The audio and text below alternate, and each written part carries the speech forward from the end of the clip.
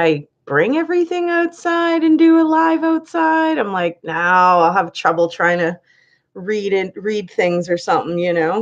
Hello, Hazel. Hey, Gigi. Chardon, how are you, hon?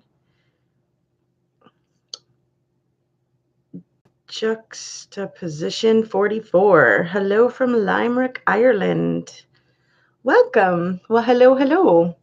I hope everybody's having a safe and happy weekend, no matter where you are. I hope you have your drink, whatever you're having. We're going to get started on a new story. Well, it's an old story, but it is a new story for the first time here. It's the story of Angela McAnulty. I'm probably maybe not saying that correctly. She was the mother to Jeanette Maples. Now, Jeanette Maples spent about 6 out of her, 7 years of life in foster care before, she was given back to her mom, Angela. Currently, Angela sits on death row at the Coffee Creek Correctional Facility in Oregon after pleading guilty to the torturous murder of her 15-year-old daughter. 15. She abused this child from like 7 years old all the way up until she finally killed her, sadly. Angela was born October 2nd, 1968 in California, where Angela was 5 years old when her mother was murdered, and Angela spent the remaining childhood years living with her father and her two brothers. Her father was quite abusive and often withheld food as punishment. Certainly corporal punishments, lots of spankings, leather belts, all kinds of hitting across the face and just beating and torturous type of behavior that the father did. So Angela's father was very abusive. At the age of 16, Angela became involved with a carnival worker and she ended up leaving home. And it was during this time that she had become involved with drugs. She later met Anthony Maples and had 3 children, 2 boys and a girl, and Jeanette was the girl. Now, her husband and her and Angela were incarcerated on drug charges, and the 3 children were placed into foster care, where Angela ended up regaining custody of only Jeanette in 2001. After she was released from jail, she also had another child. That child she had named Patience. So in 2002, Angela met and married a long haul truck driver named Richard McAnulty, and they had a son soon after their marriage. By October of 2006, the family had relocated to Oregon, leaving behind the 2 boys. The boys had sent letters to a judge requesting to stay in foster care rather than be returned to their abusive mother. Now, there were some calls that kind of went unanswered with CPS, and you'll hear about that right away now. So born in August of 1994, Jeanette Maples spent, as I said, 6 out of the 7 years of her life in foster care before being returned to her mother. According to interviews with family members, Angela had began abusing Jeanette soon after the 2 were reunited. She described as a good childhood. Jeanette attended public school. She took her studies seriously. She was given perfect attendance awards in the 7th and 8th grade. However, in social interactions, Jeanette had a difficult time. Sent off to school in torn, dirty tops and worn out sweatpants. She was sometimes teased by her classmates. Despite her shyness, she managed to make a few friends, although she would only see them at school. And, her mom didn't, of course, allow anybody at the house due to the abuse that was happening at the house. In 2008, after friends spotted several bruises on Jeanette during gym class, she admitted that her mother would, not allow her to eat and was abusing her. Her friend told her parents, and Child Protective Services was contacted. CPS representatives were reluctant to respond to what they called sort of secondhand information. A teacher was contacted who spoke to Jeanette, and she again had admitted to being abused and that she was terrified of her mother, the teacher contacted CPS and reported her concerns. So CPS went to Angela's home, but closed the case after Angela denied abusing her daughter and blamed the accusations on Jeanette, who she described as a compulsive liar.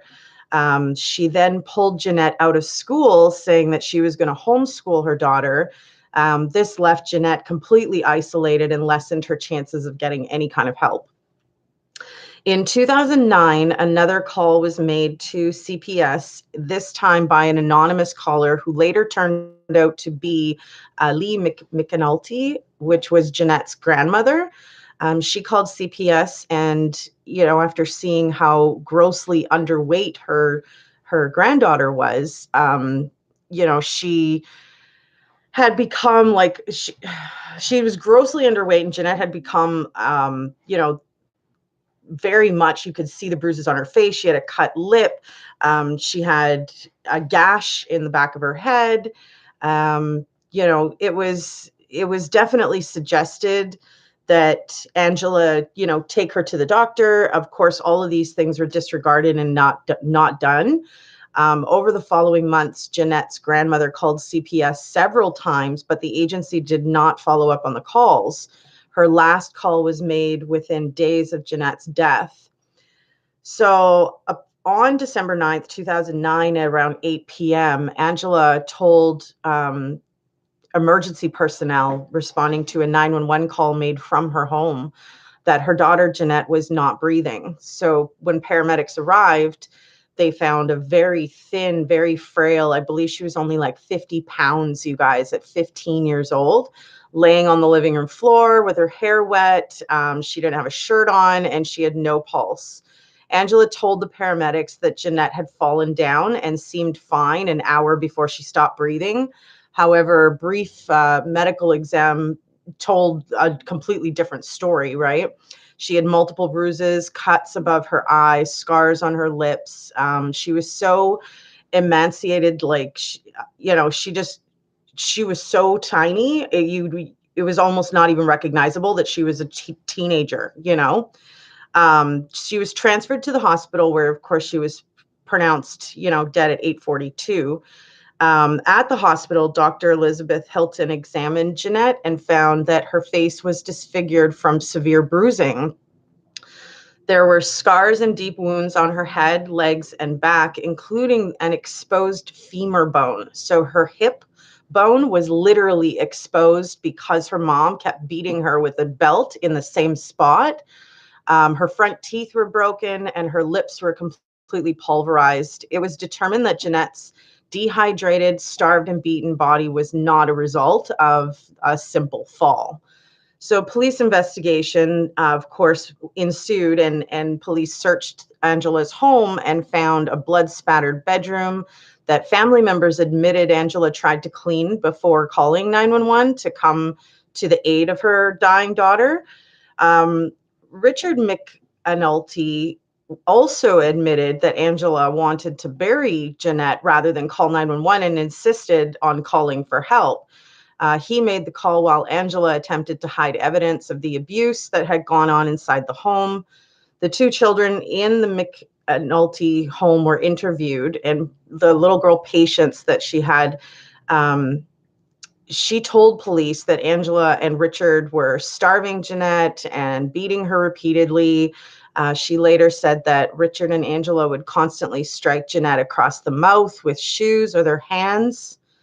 During the first police interview, Angela tried to convince detectives that Jeanette's injuries were caused by a fall. She said her husband was responsible for disciplining the children and that she had never hurt her daughter. She changed her story only after investigators led on that they had already spoken to other family members who had described the abuse that Angela was inflicting on Jeanette. And when questioned about Jeanette's dehydrated and starved condition, Angela blamed it on not knowing how to feed her since she had fallen and split her lip.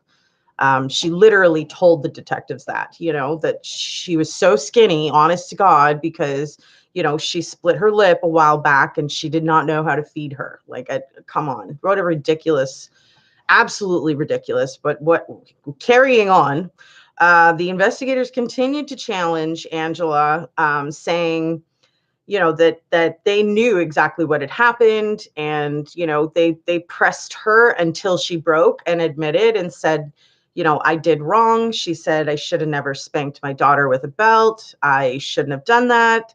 That was horrible of me. I shouldn't have punished her, making her stand up and have her arms stuck out, torturous type behaviors.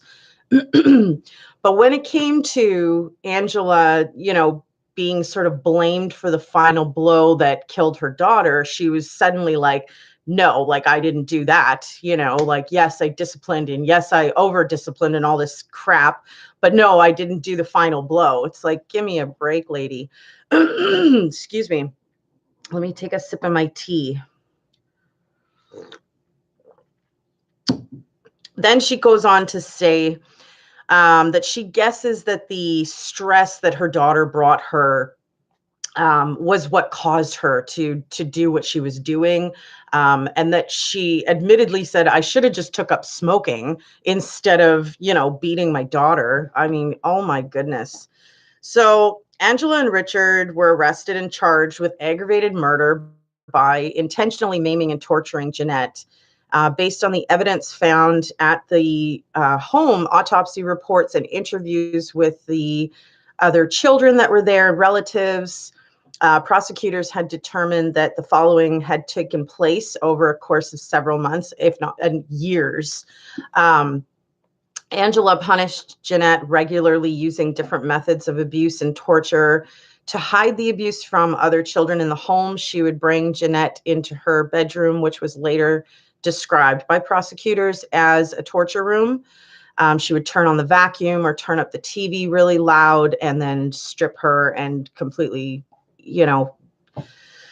beat her, and just all kinds of heinous things with like sticks and pliers and all kind leather belts, and like, oh my Lord, like, unbelievable.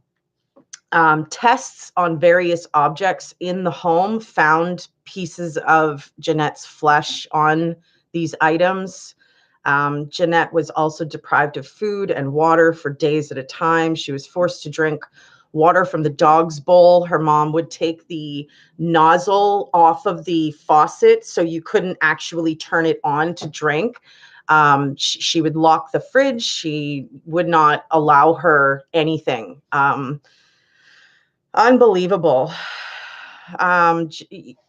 As I said, like, dying tissue had been cut away, likely with a knife, from wounds that had become infected to the point of exposing bones on Jeanette's hip. She was forced to sleep on cardboard so that blood would not seep into the carpet. She was often left tied up and, after being beaten, or forced to kneel with her arms behind her back as if she's handcuffed. The daughter describes how Angela asked her to go and collect feces from outside from the dog, and she would smear it on Jeanette. And oh my Lord.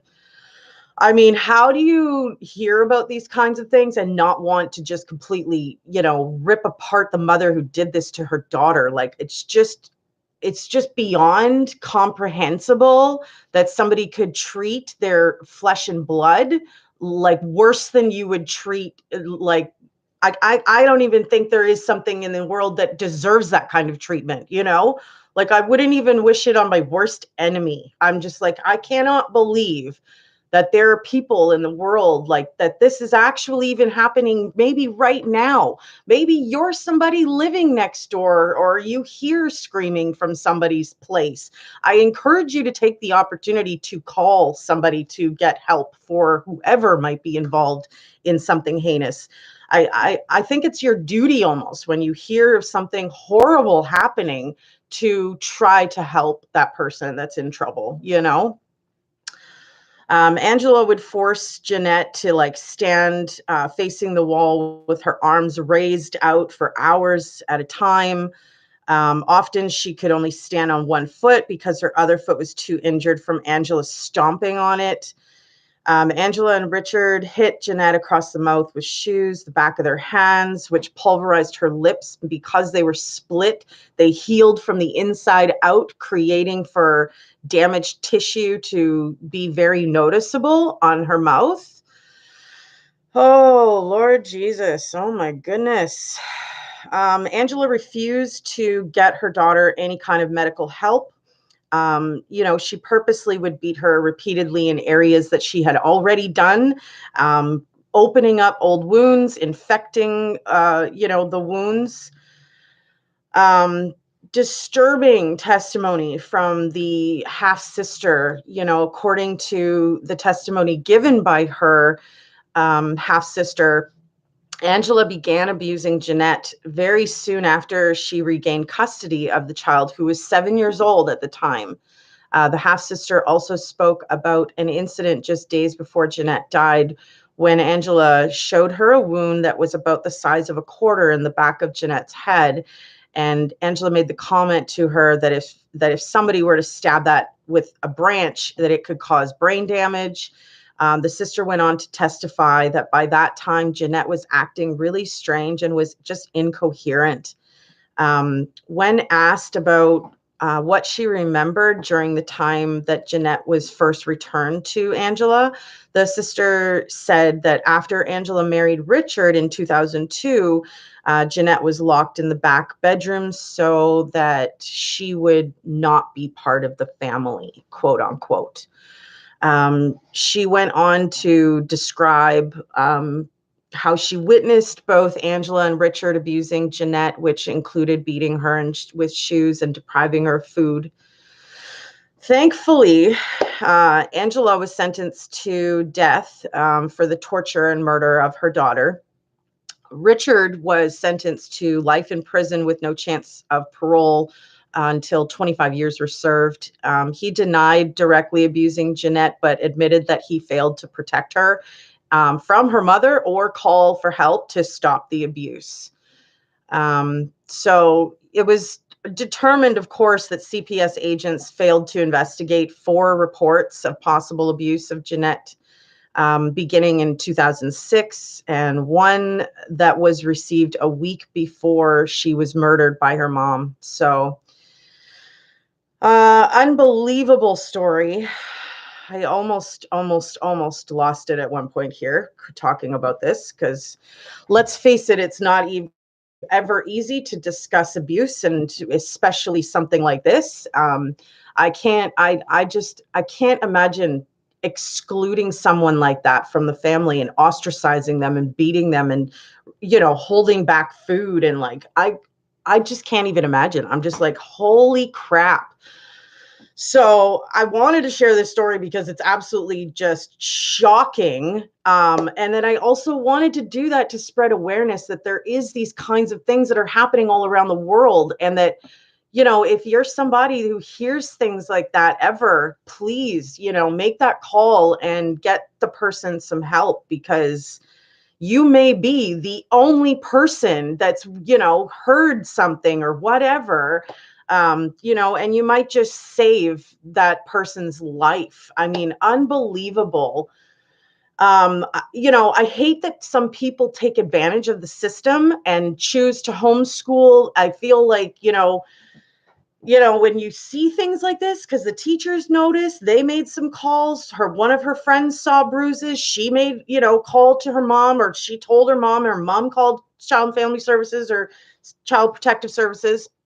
But like, I just feel like she slipped through the cracks or something. Like, I think that it's unfortunate, that people abuse things to use them in a negative way. When there are amazing families out there that are doing awesome homeschooling and would never hurt their children. But then you hear about this and you think, like, could this have been prevented somehow? The teachers, like, I don't know, personally, if I would have seen something like that, I wouldn't have been able to let it go after just the one phone call. I would have been trying to follow up. I would have been like in their face trying to figure things out or something, because no kid deserves that. That's just unbelievable. And yet this is her biological mom. Like, oh my goodness. Irish Java. My eyes are very beautiful. Thank you for the compliment. Thank you.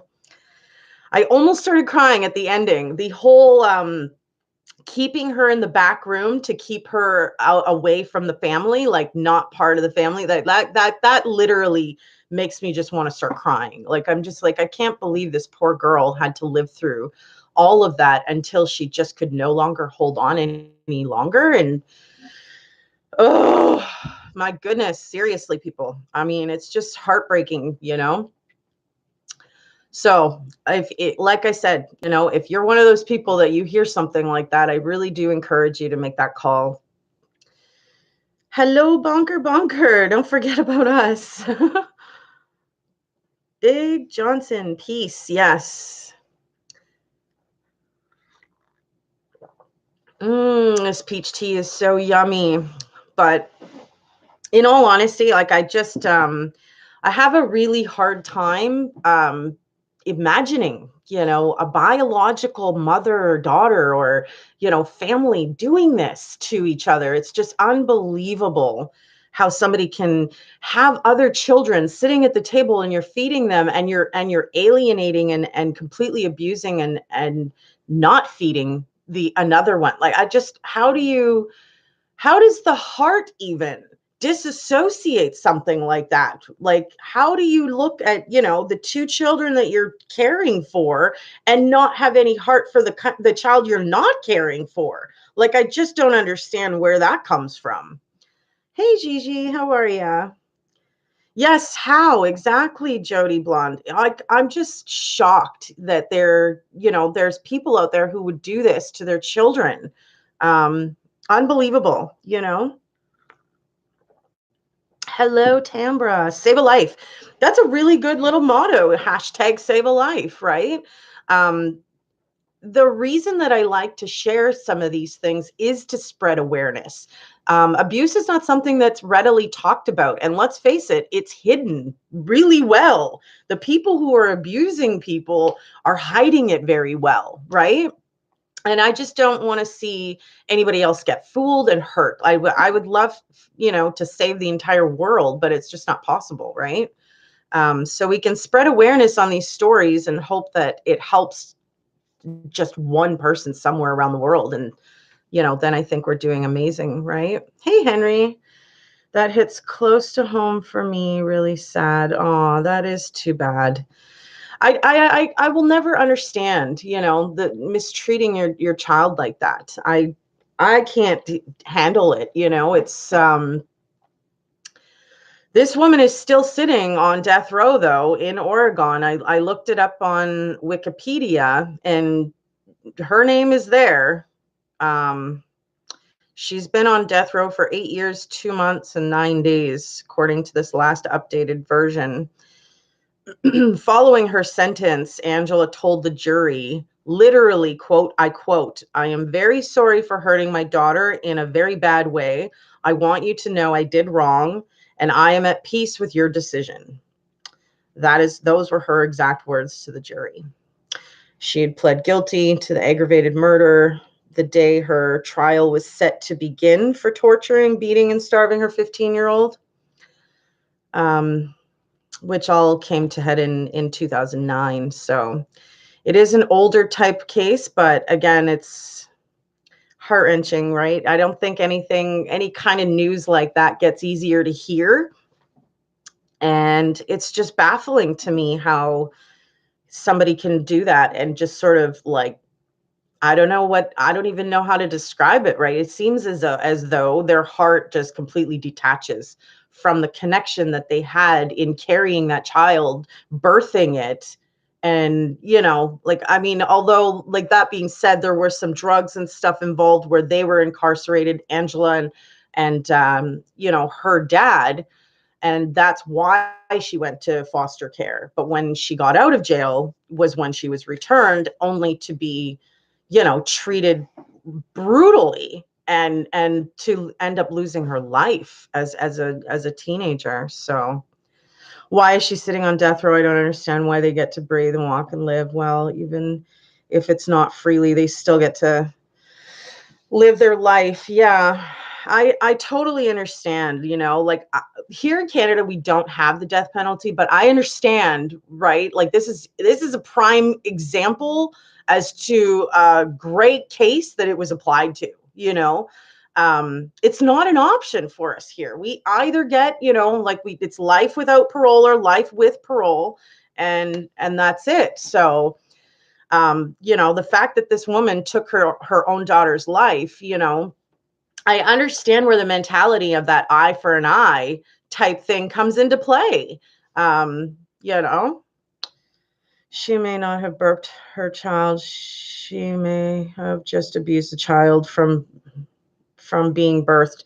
Yeah, it's very possible, right? I mean, it's just brutal. I don't know how people do that. Hamlet, justice for victims. I worked at the school, reported duct tape residue on a very quiet kindergartner's mouth.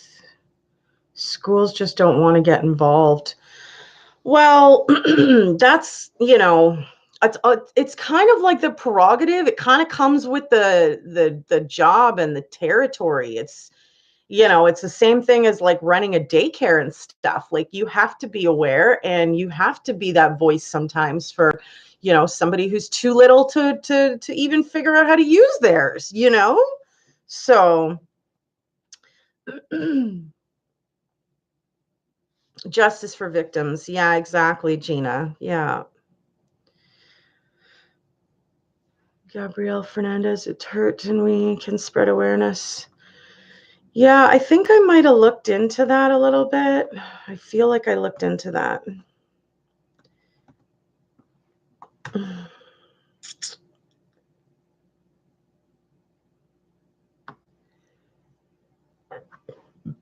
Pardon me.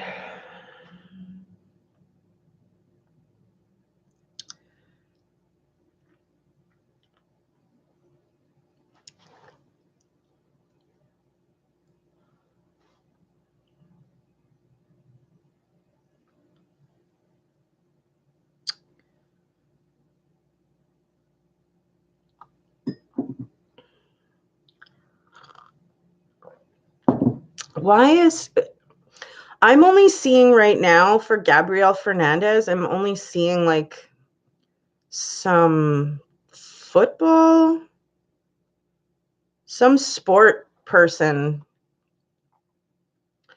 Was that you, Tambra, that said for? I think it was you, yeah. Where did that Gabrielle Fernandez thing happen? The case, where did that go down? He was a precious little boy that the system fell through after many reporting of abuse. Even the school teacher tried to help. And one day the worst thing happened. Ay, ay, ay. Look him up in YouTube first. Okay.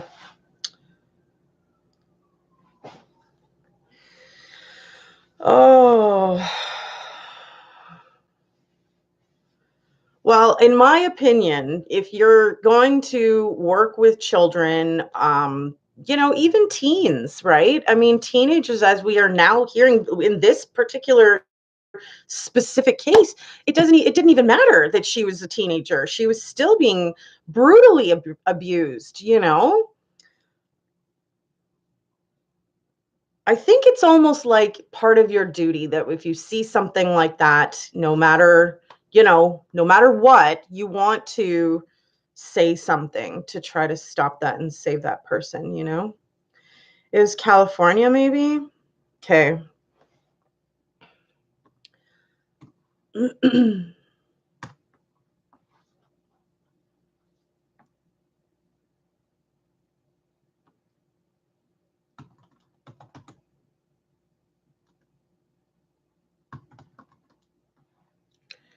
Gabrielle Fernandez.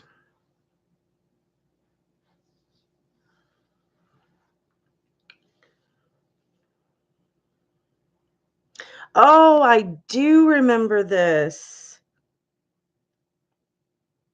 Absolutely brutal. I do remember this. Wasn't this done by both the partners? I don't know if it was his biological dad, but I thought it was both of them.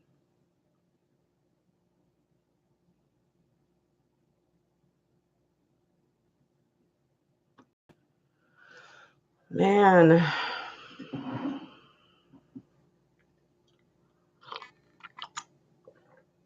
Hey, Chica, honey. Tiffany Ross was just sentenced to death in Georgia this past week for starving and abusing her child, burning to death. Oh my gosh. Like, what is with this like world? What is an abusive past to use that as an excuse as to why you couldn't control yourself? Like, oh my goodness. Tiffany Moss. Yeah, it does. It really does. But that's why I want you, every single one of my viewers to just please pay attention all around you because you just never know if it's literally right next door, you know?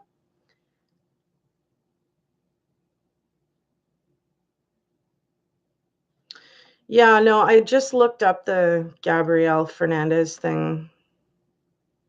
And I do remember seeing that little boy's face. It was just brutal how he was beat. Like, oh my goodness.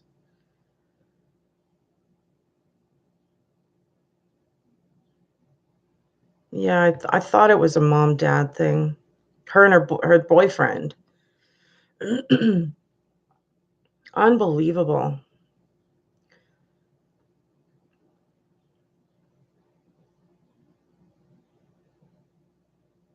She needs a lethal injection now. Well, what I don't understand is why they're even prolonging it. Why make, the citizens of that state or taxpayers, if you will, pay anything more to have to house and feed this individual if they are already sentenced on, like there was a really cut and dry closed case. So you could very much tell, like, there was a lot of evidence. There was no way that they were going to fight that. And on the day the trial was going to start, she pleads guilty, Um, in all honesty, like, I don't understand. Well, how would you even appeal that at this point? You're guilty. You know what I mean? You confessed. Like, so why prolong, like I said, having to house and feed the individual if they're supposed to be sentenced to death? Like, why prolong it? It's been 8 years that she's been sitting there, getting 3 squares a day and whatever the heck else, that the taxpayers there have to pay for. So, like, it's unfortunate that I understand not just, okay, one day they're, death row, the next day they're gone. But 8 years? I mean, it's not like this just happened 8 weeks ago. I mean, 8 years? What are we waiting for? Like, but I mean, at the same time, like, I'm the one that says, damn it, it's got to be really hard for the person who has to do that final injection. And I wonder what kind of repercussions happen mentally from having to, ensue that very final shot or whatever it is. Thank you, Bonker.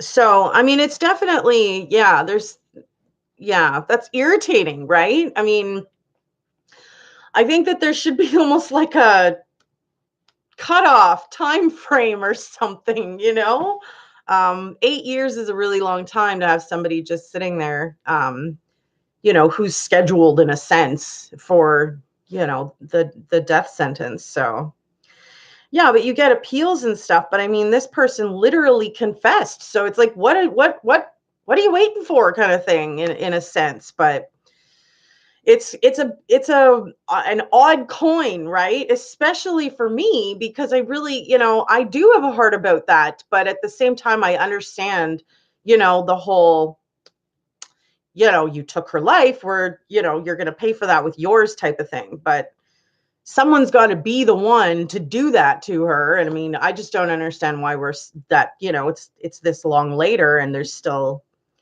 nothing. It doesn't seem as though she has a bunch of appeals. It doesn't seem as though she is fighting this. It seems as though she's just sort of sitting behind bars. So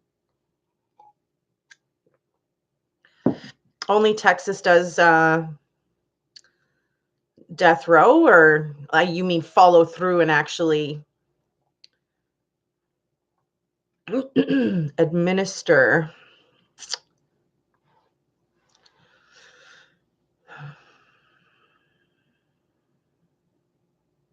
Eight years is a long time. Like, yeah. Sovereign Humanoid Live. Cheers, good people. Just listening, working at the moment. Hope all are well. Yeah, I'm trying to stay positive about life. It's definitely difficult at times, but not completely impossible. Yeah, but personally, I feel the sadness and then I try to get over it and move on, but it always creeps back.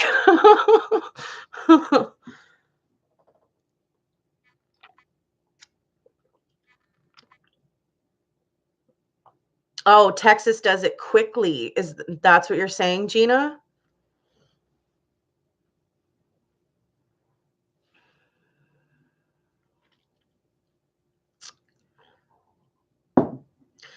Oh, that reminds me, guys. So tonight I have a special live show that we're going to do tonight. If the Survivor lady is still free and we're on schedule, it's supposed to be for 9 p.m. tonight. And we're going to do like a video type call so you can hear her story, and I'll just sort of follow her, like lead her through it with because we've already discussed it and it is an amazing story. Excuse me, I can stop burping right now. Amazing story. I'm gonna let her tell it.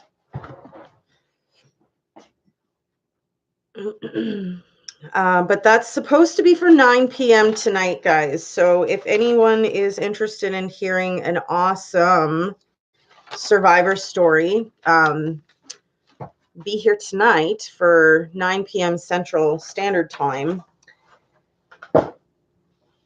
And hopefully it all's still on schedule. But I will do like a quick post kind of thing in the community page and let you guys know. Did I hear about debate? Keep your head up, sweetie. You have a lot of good support here. Cheers, chat. Love it. Thank you, Sovereign. I'm going to heat up my tea. I'll be right back.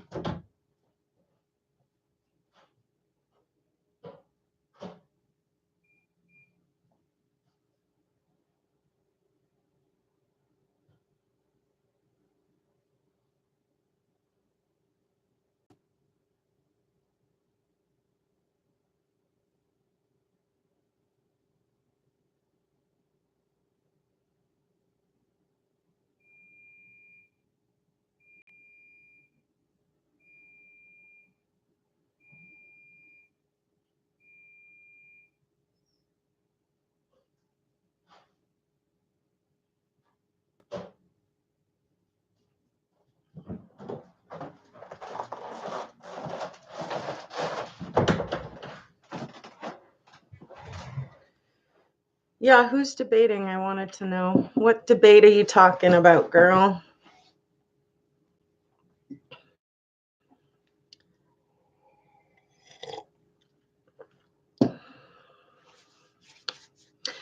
Excuse me.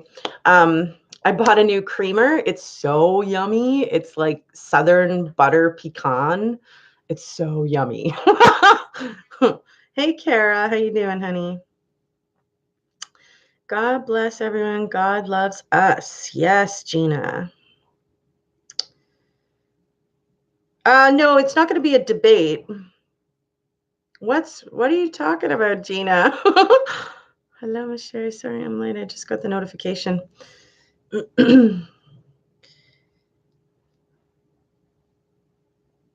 No, I never heard about anything going on. What's happening? What are they debating?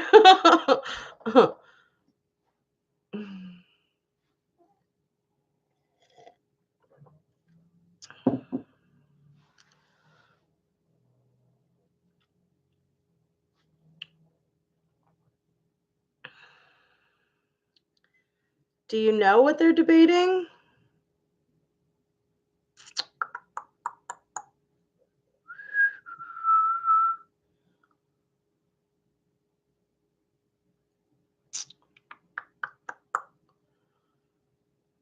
I'm heating up a cup of coffee. Nice. No, I haven't heard either. Yeah. I was like, please share. What's going on?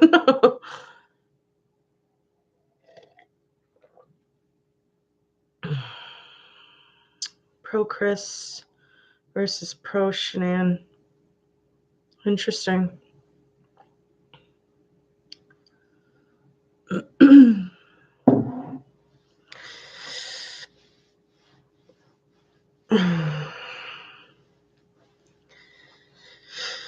Looby Loo. Lobby Loo. Looby Loo. Hi, Sherry. I just got in here. Hope you're much better.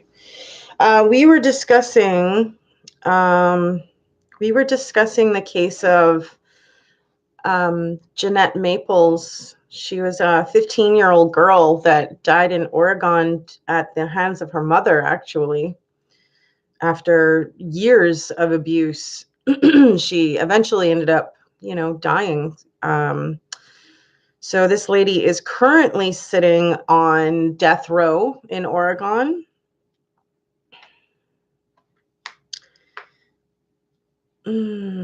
Interesting. I'm pretty sure that I have that channel blocked. We don't get along. Ay.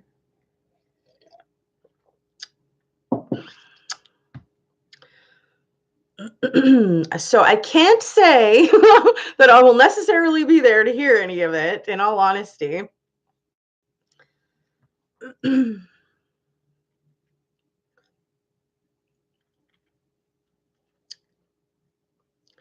So yeah, my big story for today was definitely about Angela McAnulty. The fact that she is still currently sitting on death row in Oregon.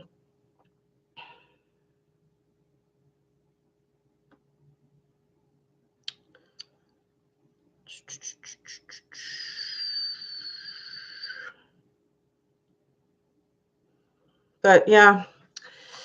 Any other questions, comments, topics that anybody would like to discuss? I haven't. I will check it out. I got blocked and I don't know why. I still watch. Aw. Aw, that's too bad.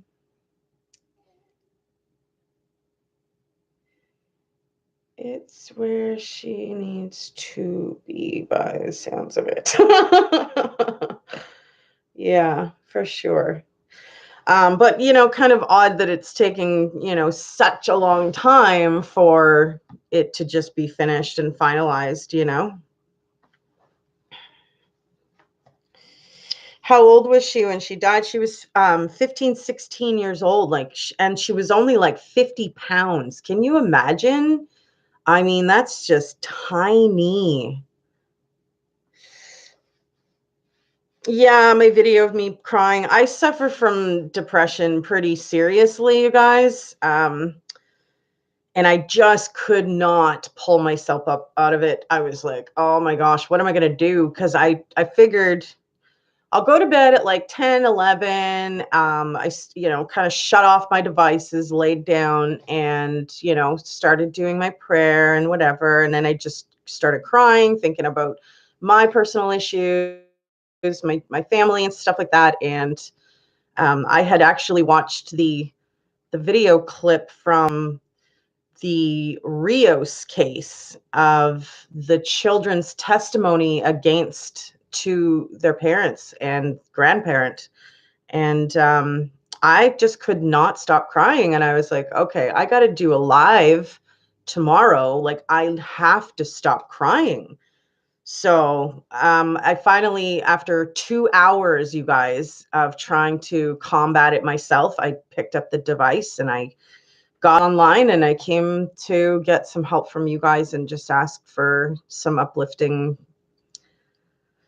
moments with you guys. And it worked, it worked. I was able to sort of stop and, finally get to sleep and push through it anyway. Did you see the case in California where this guy killed 3 women? Ashton Kutcher may testify? Why? Interesting. What the heck happened there? Yeah, where was that case?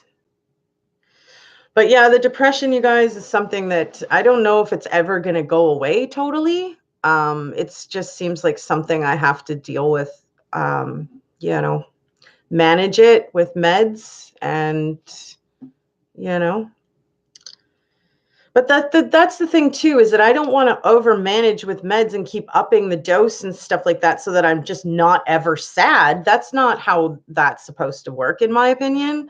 I think it's healthy to sort of work through the emotion and let it out. When I was younger, I used to be a lot more tough on myself and I used to not allow myself to even cry. Now, as an adult, I bawl my face. I'm a suck. Like, I'm just like, oh, the commercial, it's so touching. Like, oh man, someone gets a deal on Shark Tank and I'm like, good for you. Like, I'm such a suck now. But one of the ladies dated Ashton. Interesting. Depression is hard. I do use CBD regularly. Hang on. Minu got stuck in the kitchen. Come on, silly kitty.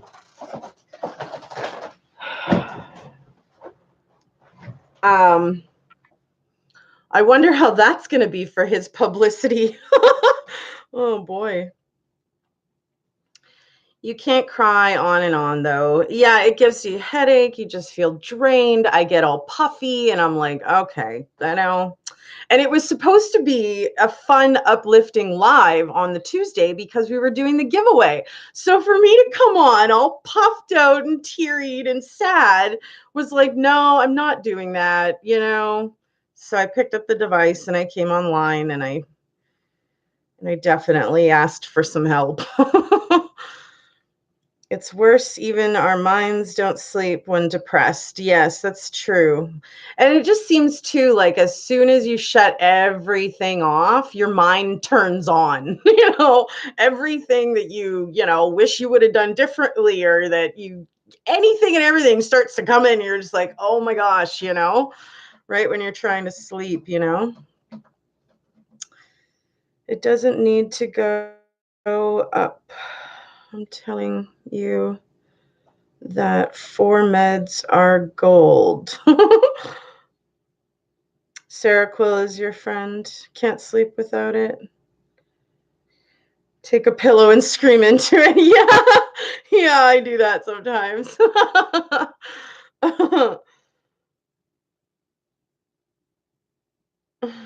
Literally, you would be Ohio. What? Oh, you guys are funny. CBD, some strains have THC in it, but there's some that are just straight CBD, and that is the kind that completely relieves the pain, and it is so awesome. But for me, it's always temporary. Yeah, it helps momentarily, but I don't have anything that helps literally all the time where I can just be like, I'm completely good. But yeah, it just seems like every time, you lay down, all of everything comes back. And then, I mean, it's all these thoughts come trickling in. And, next thing you know, it's hard to shut your mind off. It really is. Yeah, I'm glad we can laugh together too. Yeah.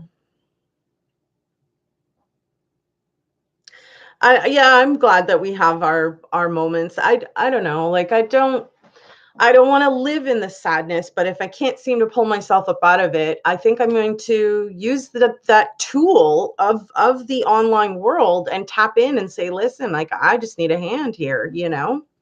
Crying is good. It's therapeutic. Absolutely. What kind of questions offend me?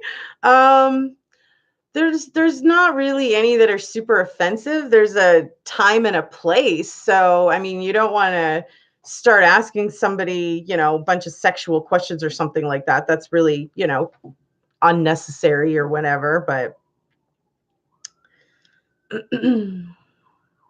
but I'm not really the type of person that gets offended. I'm more the realist where I will actually answer it honestly if I can, you know?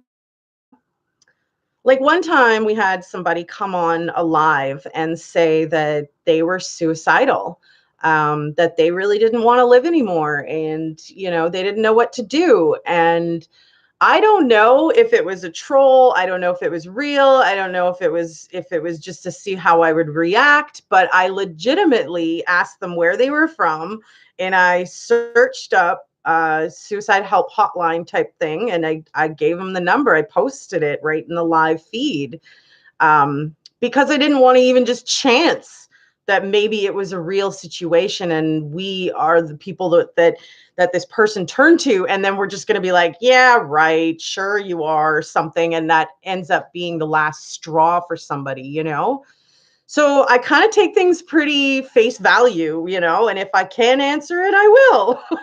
I don't really get offended too much. I've told you I have anxiety and depression. You can't go it alone. It can take one pill a day. See a doc. Yeah. No, I am already on medications. I feel like I manage it, but definitely around my menstrual time, I feel more emotional than I necessarily need to be. More sensitive too, right? So it's easier, right, to be like, oh, kind of thing. And I think it was just a combination of everything, having heard that testimony, thinking about my family stuff, trying to go to sleep, everything was quiet, so all the thoughts came flooding in. And I tried for hours and I just couldn't do it, and I'm like, okay, you know what, like I'm just gonna, and you guys have no idea how much that does actually happen. I've just never really picked up my device to get some help from you guys for it, but I was glad that I did. It made me feel super vulnerable, but at the same time, it's me. It's my reality. So how can I not talk about it? Is kind of the real thing question. Yeah, that's normal. And see, that's what I mean. Like I'm already medicated. I don't want to keep upping these things in order to just not have those emotional times. Um, you know it's a difficult seesaw. It really is. You love me, aw. Yvette, hello, salut, ma belle. When my mind doesn't shut off, it reminds me of a gerbil turning in a wheel. Yeah, no kidding, eh? If it makes anyone smile, I'm going to eat a burger and fries. Aw, you lucky duck.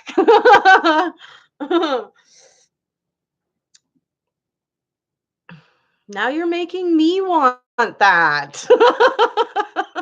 Tambra. You're in bed with headphones on, listening to anything, trying to take your mind off things.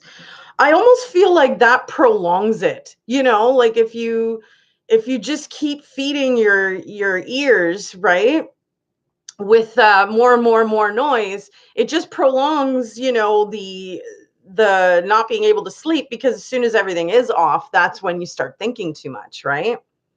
Like how come that happens, right? You just put your device down thinking you're tired, your eyes are heavy, and next thing you know, you're staring at the ceiling and thinking about 50 million things. I'm just like, how does that happen? Aw, thanks, Gina. You're so sweet. That's what I wondered, Sherry. I didn't want to ask that. A water pill then. Interesting. I never uh I have pills that kind of take away the extra water inside, make you go to the bathroom more.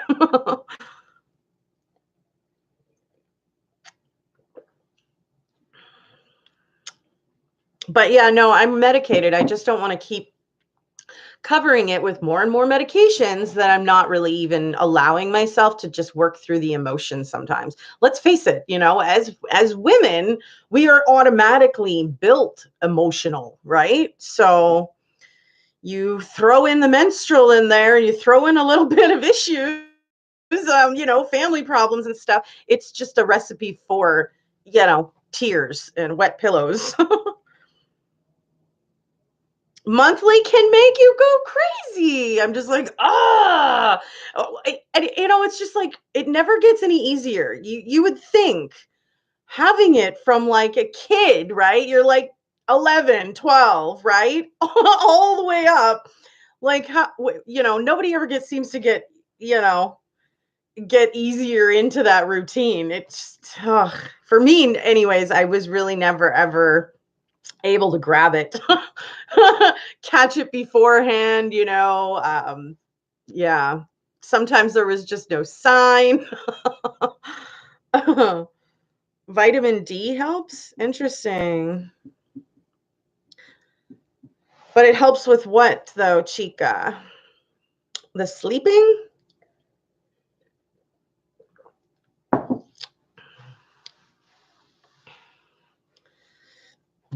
Excuse me.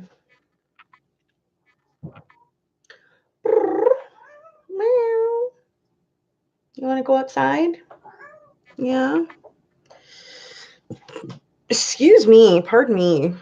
It's good you got into therapy. Yeah, on and off I have throughout, my life but in all honesty, like there just isn't anything left where I live that's affordable. So you have to kind of get creative. What? Yeah. He's like, I want to go, Mom. Can a woman feel jealous of a man? The other way, of course, happens. Of course. Of course. Granny Doe going crazy, been there? It's a short trip for me. Oh, that's so funny you say that. My mom used to say something similar to that when we were growing up and stuff. You'd be asking where she's going. Where are you going, Mom? She'd be like, I'm going crazy. You want to come? No, thanks. I'm good. You can go with that one yourself. Holy.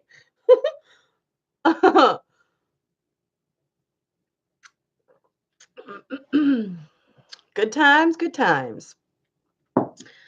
But yeah, it's a beautiful day outside. I really wanted to spread some awareness on this abuse story and hopefully encourage my viewers wherever you are around the world, to be that voice for, someone who's in trouble, be the help. Um, with psych meds, osteoporosis, VD helps, or vitamin D helps. 20 minutes of sun a day too. Yeah. Yeah, for sure. Yeah, also all the BS. Yeah, exactly.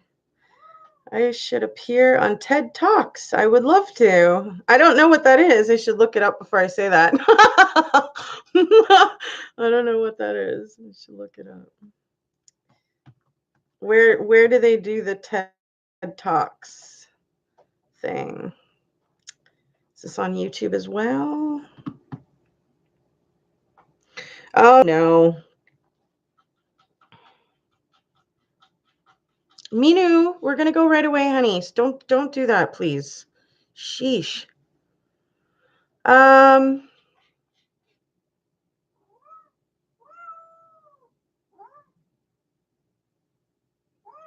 yes, honey. He's yelling at me like, come on, Mom, let's go.